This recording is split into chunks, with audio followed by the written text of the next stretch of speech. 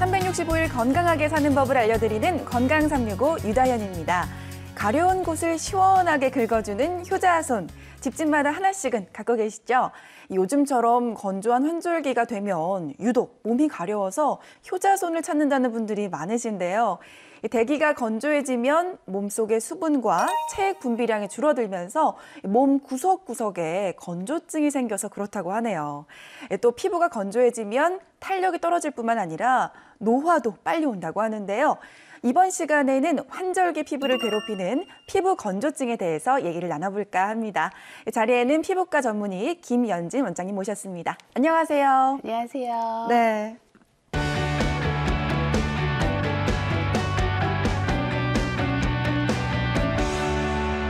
원장님, 이번 주제가 피부 건조증이잖아요. 여자분들이라면 이 피부에 다 예민하실 것 같은데 보통 이제 좀 나이 드신 분들이 젊은 분들을 보면서 야, 내가 너 때는 뭐 스킨로션 이런 거 아무것도 안 발라도 꿀피부였어. 막 이런 얘기를 하시거든요. 근데 이게 정말 나이가 들면서 좀 피부가 건조해져서 그런 건가요? 그렇죠. 젊었을 때에 비해서 이제 나이가 들게 되면 여러 가지 피부에 변화가 생기는데요. 네. 이제 표피가 굉장히 얇아집니다. 그리고 이제 진피 내에는 콜라겐도 많이 줄어들고 이제 여러 가지 다른 문제들이 생기는데 특히 피지선의 분비가 감소하게 돼요. 그러니까 피지선이 감소하게 되면 우리 피부를 촉촉하게 해주는 유분이 생산이 줄어들게 되거든요. 네. 그러다 보면 피부가 건조해질 수밖에 없는 거죠. 그래서 내가 옛날에는 정말 촉촉했는데 지금은 너무 건조하고 버석해라고 이렇게 하소연하시는 분들이 많을 수밖에 없는 거죠. 근데 선생님, 저 같은 경우는요, 여름에는 괜찮아요. 근데 네. 요즘 같은 뭐 가을이나 또 겨울이 되면 피부가 유독 당기더라고요. 그래서 평소보다 뭐 보습에 신경을 굉장히 많이 쓰는 편인데 이것도 뭐 피부 건조증이라고 볼 수 있을까요? 그렇죠. 정말 촉촉하고 유수분 밸런스가 잘 맞는 게 이제 정상적인 피부라면 이렇게 건조해지는 거 느끼는 거, 그러니까 외부의 공기가 수분을 다 뺏어가는 거예요. 뺏어가다 보면 피부가 버석해질 수밖에 없고 우리가 이거를 건조증이라고 하는데 피부의 정상적인 수분량은 보통 한 20% 정도는 돼야지 우리가 촉촉하다라고 느낄 수가 있는데요. 이렇게 대기가 건조해지면 피부에 있는 수분을 뺏어가게 되는 거예요. 네. 그러다 보면 10% 이내가 되기도 합니다. 그러면 피부가 너무 땡겨 찢어질 것 같아 이런 것들을 많이 느끼게 되거든요. 그래서 이럴 때를 우리가 피부 건조증이라고 하고요. 네. 그리고 이렇게 건조해지다 보면 피부가 붉어지기도 하고 그러니까 외부 자극에 굉장히 민감해지는 거예요. 그러니까 붉어지고 가려워지고 각질이 일어나고 이런 일련의 증상들이 쭉 일어날 수 있기 때문에 건조한 거를 좀 예방해 주는 게 가장 기본이라고 할 수 있겠죠. 네. 근데요, 또 얼굴 중에서도 원장님, 저 같은 경우 가끔씩 이제 입술이 바짝바짝 마를 때가 있어요. 그래서 뭐 립밤을 많이 바르는 편이거든요. 네. 근데 이것도 많이 건조해서, 몸이 많이 건조해서 그런 맞아요. 건가요? 저도 그래요. 사실 가을, 겨울 넘어가면서 립밤을 달고 살아야 되는데 특히 입술 같은 경우에는 그냥 피부보다 좀 다른 점막이라고 하는 거거든요. 이 점막이라고 하는 데는 피부보다도 훨씬 얇고요. 그러니까 대기의 그 건조함이 심해지면 훨씬 더 건조해지겠죠. 그러니까 피부보다 어떻게 보면 더 빨리 건조해질 수밖에 없고 그리고 우리가 음식물을 섭취하기 때문에 립밤을 발라도 빨리 제거가 되고 그리고 그렇죠. 또 말도 많이 해야 되고 많이 움직이는 부위고 그러다 보니까 훨씬 더 건조해지는 데가 바로 입술이거든요. 그래서 이거를 그냥 방치하게 되면 구순염이라고 염증이 생길 수가 있어요. 구순염? 이건 네. 어느 부위에 오는 거예요? 입 중에서? 입술이 이렇게 빨갛게 되면서 네. 어머 너무 따가워, 가려워, 이상해. 자꾸 이렇게 침을 바르게 되고 하는 그런 상태. 아무리 발라도 계속 건조하고 따갑고 하면 구순염을 의심을 해야 되고요. 치료를 좀 받아야 되는 단계라고 할 수가 있겠죠. 네. 그러니까 미리 잘 예방을 하는 게 중요하죠. 네, 맞아요. 뭐든지 예방이 가장 네네. 중요할 것 같은데, 근데 또 이런 얘기가 있어요. 잘 때 입술을 좀 촉촉하게 하기 위해서 립밤을 바르고 자거나 아니면 꿀을 바르고 자라 네. 이렇거든요. 이것도 좋은 방법인가요? 네, 사실은 굉장히 좋은 습관이에요. 왜냐하면 잘 때는 이렇게 약간 우리가 입을 조금 벌리고 자거든요. 그리고 입으로 호흡을 많이 하기 때문에 입술이 더 많이 건조해지는 그 시간이기 때문에 립밤이나 뭐 바셀린, 꿀 같은 거 바르는 것도 좋은 방법인데 이미 이제 굉장히 심해서 각질 같은 게 많이 일어나는 경우 있죠. 막 네. 뜯게 되는 입술 뜯고 하면 이제 더 악화가 되기 때문에 각질이 이렇게 너무 일어날 때는요. 제가 방법을 한 가지 알려드릴게요. 네, 알려주세요. 네, 우리 흑설탕. 흑설탕. 네. 네. 흑설탕하고 꿀을 1대1로 조금 섞어가지고요. 이렇게 개주시면 약간의 이제 설탕이 딱 그 각질을 제거하는 효과가 있습니다. 각질을 제거하는데 그렇게 자극적으로 제거하지를 않아요. 네. 그래서 꿀하고 흑설탕을 넣어가지고 입에다가 좀 마사지를 해주는 거예요. 입술에다가. 그러면 각질이 녹으면서 네. 그러니까 각질을 너무 억지로 제거하지 말라는 의미고요. 부드럽게 제거가 되면서 꿀의 보습력이 있기 때문에 보습도 되면서 이렇게 이제 자기 전에 한번 마사지를 해주고 꿀이나 바셀린을 발라주면 훨씬 더 효과가 좋겠죠. 그럼 이거를 바를 때 한 몇 분 정도 하면 좋을까요? 그러니까 너무 오래는 말고요. 한 1분에서 2분 정도면 충분하다고 할 수가 있겠습니다. 간단하네요. 네. 그러니까 흑설탕이 각질 제거 효과가 있고 그렇죠. 여기에 꿀이 또 보습 효과가 그렇죠. 있어서 이 시너지를 일으키네요. 알겠습니다. 사실 뭐 얼굴도 얼굴이지만요. 뭐 팔이라든지 다리, 뭐 발바닥 이런 데가 또 좀 건조해질 때 그 부위가 가려워지잖아요. 그렇죠. 근데 또 긁다 보면 말씀하신 것처럼 피부도 막 빨갛게 부어오를 수도 있고요. 하니까 피부엔 또 안 좋을 것 같아요. 일단은 가려우면 긁게 되죠. 네. 막 벅벅 긁어서 피가 나도록 긁는 분들이 있습니다. 근데 이게요, 약이 독하기 때문에 차라리 긁겠다라고 하시는 분이 있는데 정말 긁어서 생기는 문제들이 훨씬 더 심각합니다. 어떤 그러니까 것들이 약을 있어요? 발라서 생기는 부작용보다 긁어서 생기는 부작용이 더 심하다는 거죠. 어떤 부작용이 있냐면요. 네.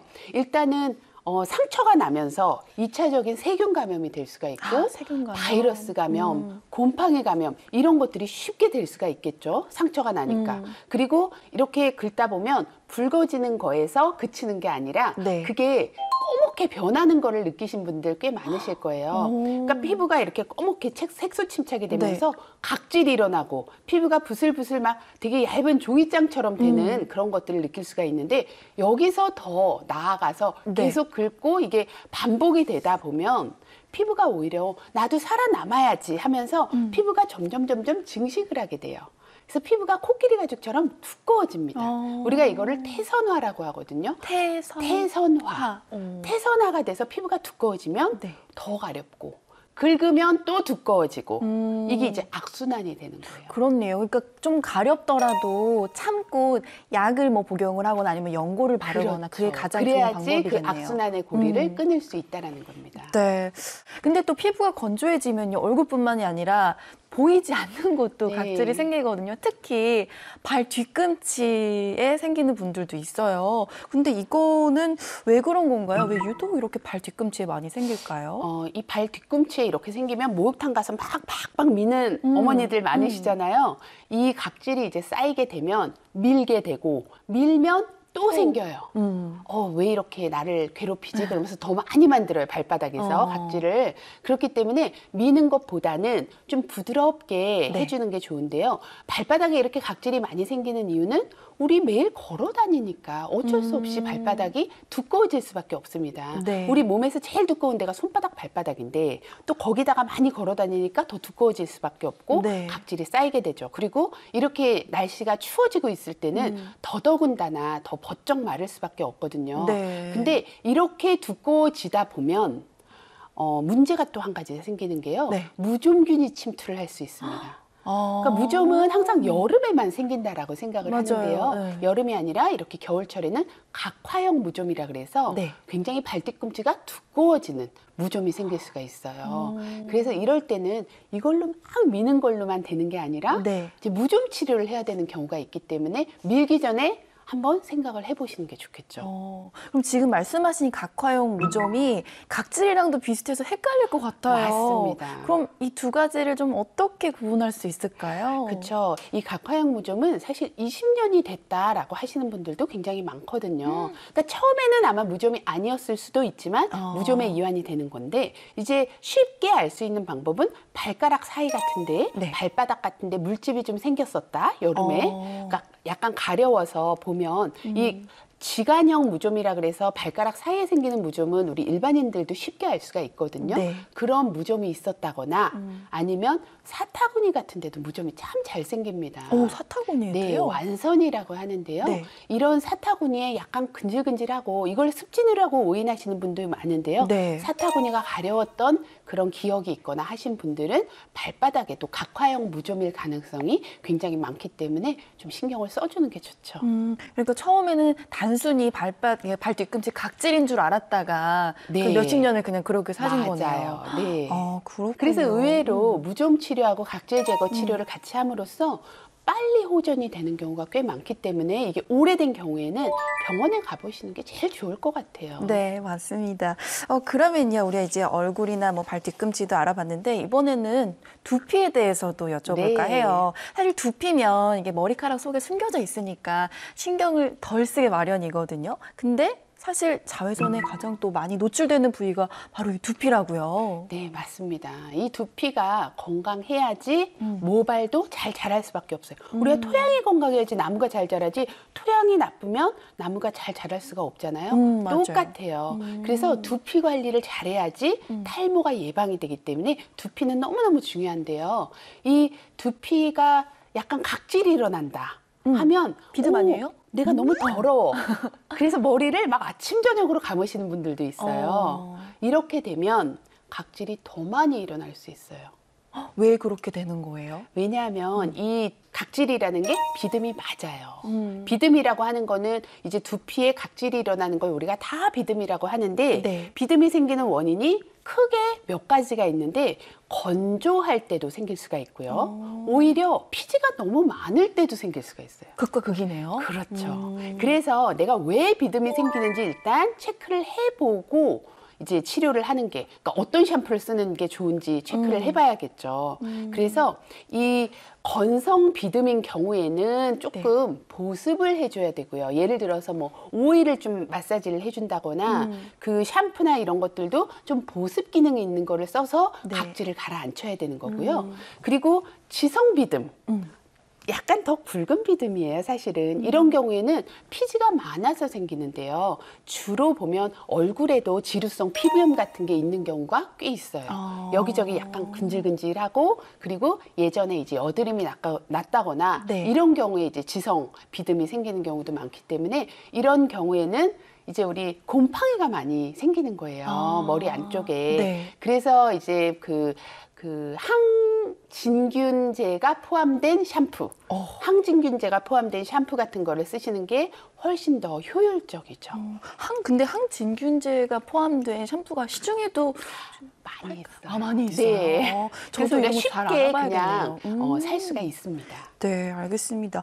근데 요즘에 또 날씨가 추워지면서요, 뭐 사우나나 아니면 온천 가는 분들도 네. 계시거든요. 근데 이렇게 추울 때 따뜻한 곳에 있으면 참 좋잖아요. 근데 또 이게 뜨거운 물에 또 오랫동안 목욕하는 습관이 안 좋다고 하더라고요.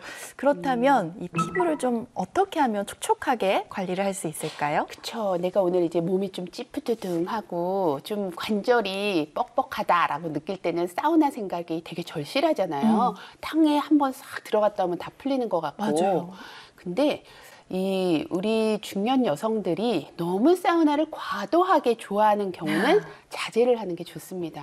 탕목욕도 너무 많이 뜨거운 냉탕, 온탕 막 왔다 갔다 하시는 분들도 있잖아요. 네. 이게 관절에는 조금 도움이 될 수도 있겠지만 너무 과도하게 하다 보면 피부에 각질을 다 제거를 해버리는 거예요. 수분하고 이게 불려지면서 다 떨어져 나가게 되거든요. 네. 게다가 막 때까지 밀고 막 아침 저녁으로 사우나하고 이러다 보면 피부가 남아나질 않아요. 그래서 처음에는 되게 촉촉한 것 같아도 네. 결국에는 피부가 더 건조해질 수밖에 없거든요.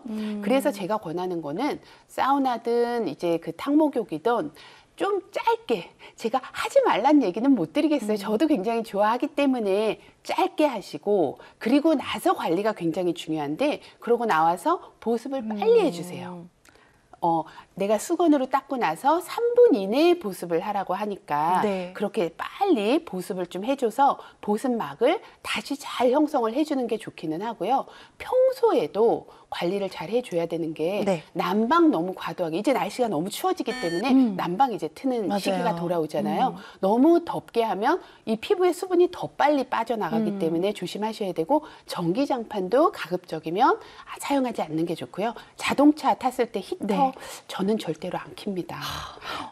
그 유명 연예인 그 피부미인 중에 네. 고현정 씨 네, 있잖아요. 네, 네. 같은 방법이네요. 네, 히터를 틀면요 바로 건조하는 게 느껴지기 때문에 이제 그런 것도 좀 피해 주시는 게 좋고요. 그리고 가습기, 네. 가습기 사용이 좀 나는 찜찜하다 하면 젖은 빨래 같은 거 좀 널어 놓던지 해서 이 대기 중에 수분을 잘 맞춰주는 게 정말 중요하죠. 그럼 그 아까 사우나 얘기 잠깐 네. 좀 여쭤볼게요. 이 각질이 다 떨어져 나간다고 하셨잖아요. 네. 근데 이게 그럼 안 좋은 거예요, 피부에? 이 각질층에는 유분막하고 수분막이 있어요. 그래서 이 유분막이 수분이 날아가지 않도록 이렇게 잡아주는데. 싸고 있거든요. 근데 이 각질을 다 제거를 해버리면 내가 다시 만들기 전에 또 제거하고 다시 만들기 전에 또 제거를 하게 되면 피부의 방어막이 다 없어지는 거예요. 그러면 모든 이 문제 유해 환경으로부터 그대로 노출이 되는 거기 때문에 이제 제거를 안 하시는 게 좋죠. 네.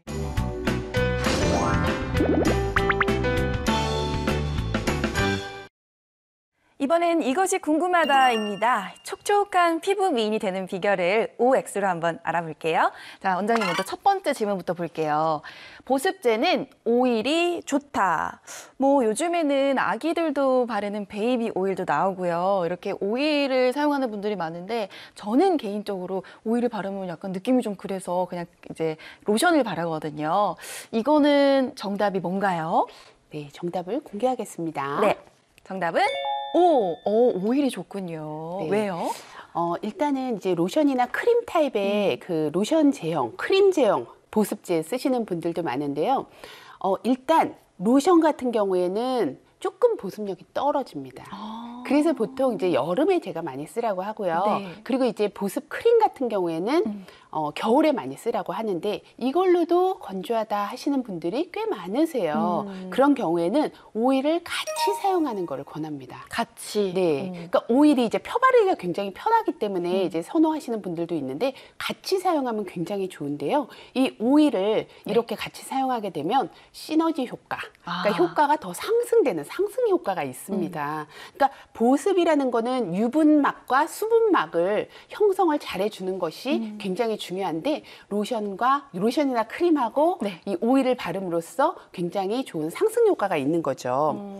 일단 오일을 사용하는 방법을 좀 제가 알려드릴게요. 네. 얼굴 건조하신 분, 몸 건조하신 분들도 다 한번 생각해 보시면 좋은데 얼굴에 특히 사용할 때 스포이드 타입으로 나와 있는 거 있어요. 네. 이렇게 액체 방울방울 떨어뜨리는 거. 이거는 그냥 얼굴에 이렇게 떨어뜨리시면 안 되고요. 반드시 손에다가 떨어뜨려서 내 체온으로 약간 따뜻하게 해서 얼굴에다가 잘 발라주시는 것이 좋습니다.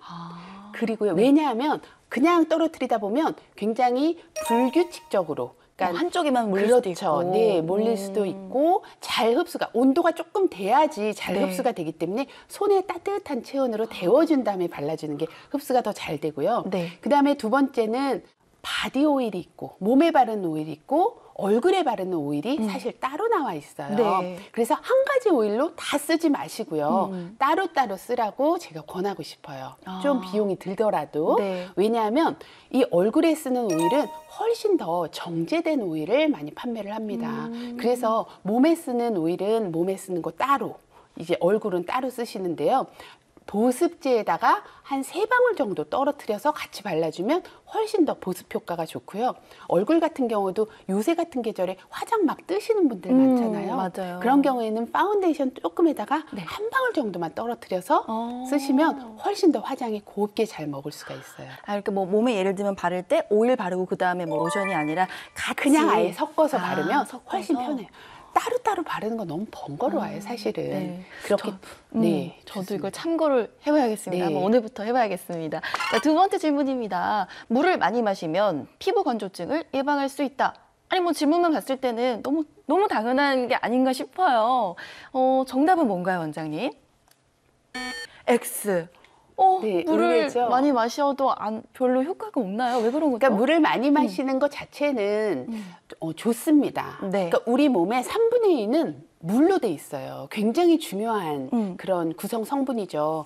그런데 이 인터넷이나 뭐 잡지나 보면 물을 하루에 뭐 2리터를 마시면 피부가 촉촉해지고 좋아진다라고 맞아요. 얘기를 많이 네. 하는데 사실 물을 무작정 많이 마신다고 피부가 촉촉해지고 좋아지는 건 아니에요. 그게 이제 한계가 있기 때문에 무조건 많이 마신다고가 아니라 적게 마시면 분명히 문제는 생깁니다. 탈수 증상이 생기거나 거칠어질 수 있기 때문에 어느 정도는 반드시 마셔줘야 되지만 네.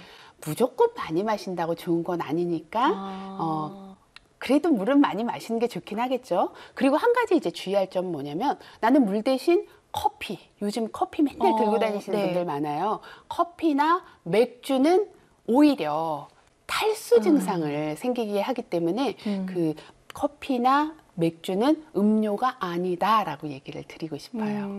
자, 그럼 다음 질문도 볼게요. 피부가 건조해져도 습진이 생길 수 있다. 습진이라고 하면 그냥 저는 여름에 주로 생기는 거라고 생각을 하는데요. 네. 이게 건조한 거랑도 상관이 있나요? 정답은요? 맞군요. 왜 그런 거죠, 선생님? 무조건 건조하다고 습진이 다 생기는 건 아니지만 확률적으로 습진이 생길 가능성이 굉장히 많아져요. 제가 아까 설명드린 것처럼 피부가 건조해진다는 거는 피부의 보호막이 사라지는 거잖아요. 그 보호막에 문제가 생기는 거거든요. 그러다 보면 습진이 생길 가능성이 많아지는 게 굉장히 가려움증이 생길 수가 있어요. 이게 이제 심해지면 습진이 되는 거죠. 그렇기 때문에 피부의 보호막, 이거를 방어막이라고 하거든요. 이 방어막을 만드는데 주력을 해야 되는데 아까 얘기 드린 것처럼 보습막을 형성해 주는 데에 아주 중요한 역할을 하는 게 바로 보습제 오일인 거죠. 네, 뭐 겨울철 같은 경우에는요, 어떤 계절보다도 피부 손상이 심할 수 있는데요. 이 건성 습진도 마찬가지로 보습이 기본이라는 점 기억하시면 좋을 것 같습니다. 이번 시간에는 피부과 전문의 김현지 원장님 모시고 환절기 피부 건조증에 대해서 살펴봤습니다. 원장님 오늘 나와주셔서 감사합니다. 피부가 건조하다면 좋은 보습제, 또 좋은 화장품에 눈길이 가길 마련인데요.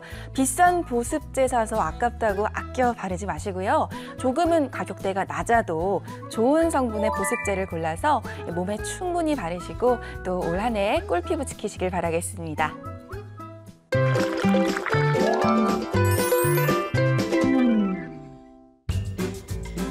안녕하세요, 셰프 정옥입니다. 부쩍 쌀쌀해진 날씨 때문에 피부에도 많이 신경이 쓰이시죠? 그래서 준비했습니다. 오늘은 수분이 듬뿍 담긴 양배추를 가지고 맛있는 덮밥을 만들어 보도록 하겠습니다.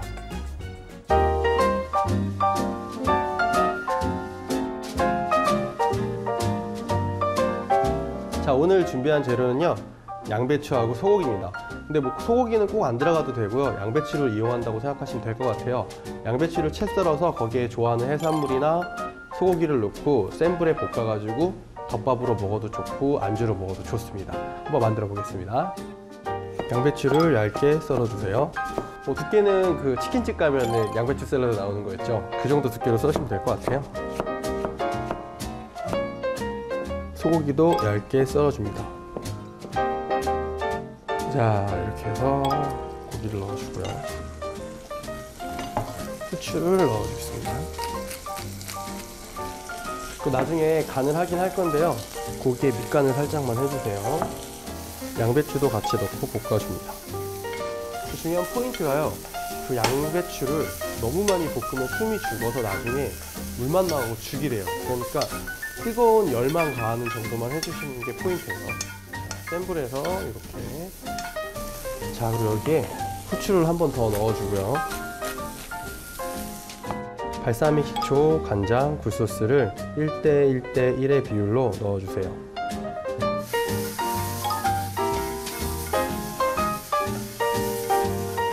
잘 볶은 양배추 볶음을 밥 위에 얹어주세요. 자, 이렇게 해서 간단하게 양배추를 가지고 양배추 소고기 덮밥을 만들어 보았습니다.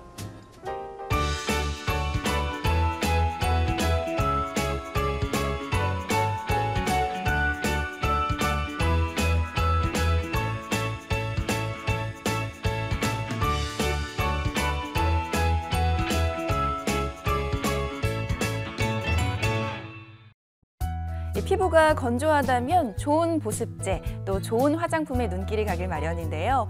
비싼 보습제 사서 아깝다고 아껴 바르지 마시고요. 조금 가격대가 낮아도 좋은 성분의 보습제를 골라서 몸에 충분히 바르시고 남은 한 해도 꿀피부 지키시길 바라겠습니다. 저는 다음 시간에 다시 찾아뵙겠습니다. 고맙습니다.